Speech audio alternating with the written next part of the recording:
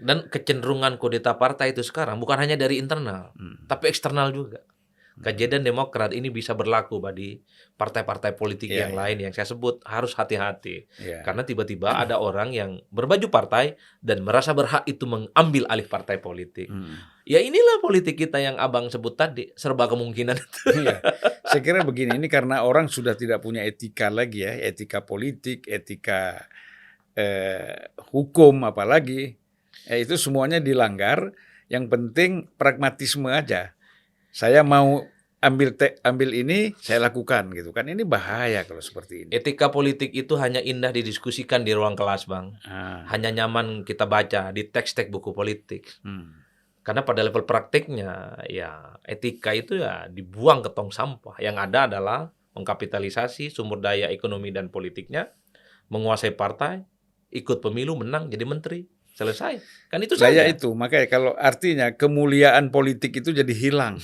Kan gitu. Padahal politik itu kan juga punya kemuliaan tersendiri ya, untuk tidak hanya bicara kekuasaan, tapi juga bicara soal keadilan, publik, rakyat. Kalau itu hilang hanya untuk mendapat kekuasaan, saya kira ya bahaya Karena sekali. begini, Bang. Karena hakikat dasar dari partai itu berkuasa.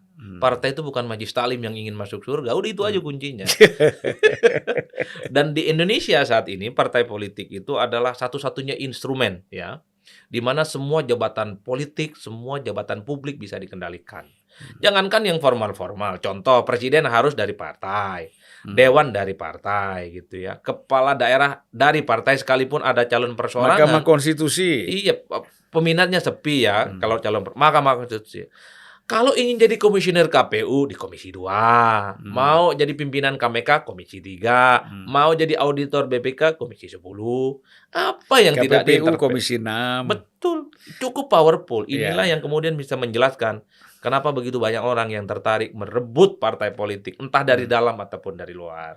Apalagi jelang 2024, alasannya banyak. Bisa 100 alasan Iya, iya, untuk iya. mengkudeta partai politik. Tidak Islamis lah, tidak Indonesia lah, tidak NKRI lah. Pokoknya ganti, rebut, sengketa, SK Menkumham, sampai Iya. berdarah-darah. Yang terakhir, berarti harus hati-hati. Ya, Iya. pimpinan partai politik harus hati-hati ya dengan kekuasaan yang dia miliki, itu juga beban buat dia, dan kapan saja pun bisa dia lakukan intervensi untuk merebut kekuasaannya kan gitu. Saya jadi ingat Bang Napi ya. Dulu kan ada tuh Bang Napi katanya. Oh ya, ya. Jadi kejahatan itu bukan hanya karena niat, tapi karena ada kesempatan dan dukungan. Begitupun itu berlaku Bang ke kudeta partai. Kalau ada kesempatan, ada dukungan, kudeta itu akan terjadi bagi partai politik manapun.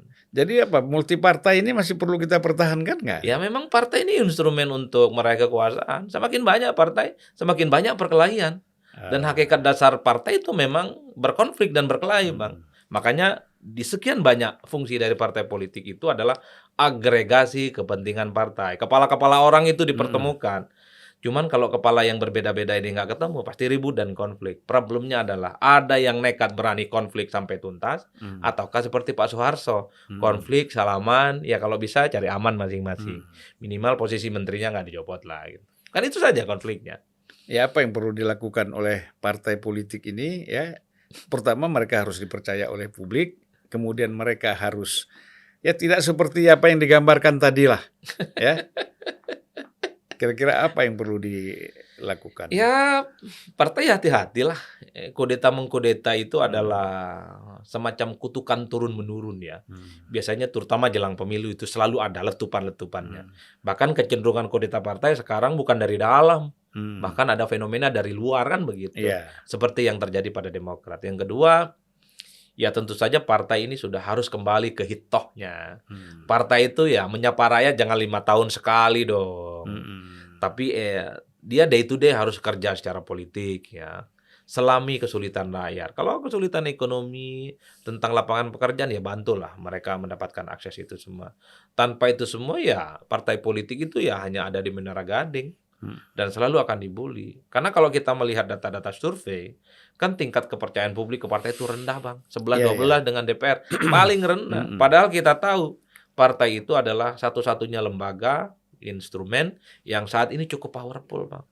Jadi di negara ini kalau mau top, mau hebat, Ya, benar. partai Jadi politik. partai politik itu jangan hanya sekedar pamer bendera-bendera, umbul-umbul ya, simbol-simbol di tengah rakyat, tetapi tidak berbuat sesuatu yang konkret kepada Betul. rakyat. Sepertinya elit-elit partai itu memang kesimpulan satu berpartai, hanya untuk dapat kekuasaan, bukan ingin masuk surga seperti Majlis Ta'lim itu, Pak.